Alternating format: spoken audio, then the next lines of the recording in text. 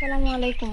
Welcome to Khadija's kitchen. দেখাবো আলু দিয়ে ছোট মাছের চচ্চড়ি। পরিমাণ মতো আলু কেটে নিতে হবে। 1 টেবিল চামচ পেঁয়াজ কুচি, 1 টেবিল চামচ মরিচ কুচি, 1 টেবিল চামচ আদা রসুন বাটা, 1 টেবিল চামচ জিরা বাটা,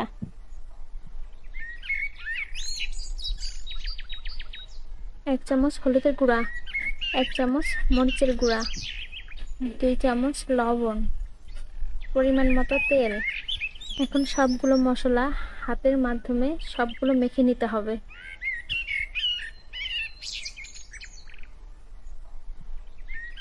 সবগুলো মশলা ভালোভাবে মেখে নিয়ে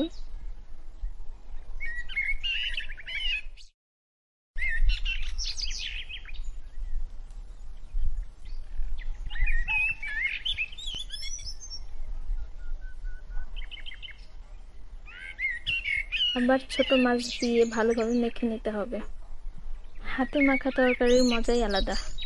ভালোভাবে সবগুলো মেখে নেওয়ার পর পরিমাণ মতো পানি দিয়ে চুলায় মিডিয়াম আঁচে রান্না করে নিলেই হয়ে যাবে ছোট মাছের চচ্চড়ি। আপনারা বাসায় রান্নাটি ট্রাই করতে পারেন। কথা দিচ্ছি আপনার রান্নাটি খেয়ে সবাই প্রশংসাই করবে। তাই ভিডিওটি ভালো লাগলে একটি লাইক, একটি কমেন্ট করে জানাবেন এবং চ্যানেলটি সাবস্ক্রাইব করবেন।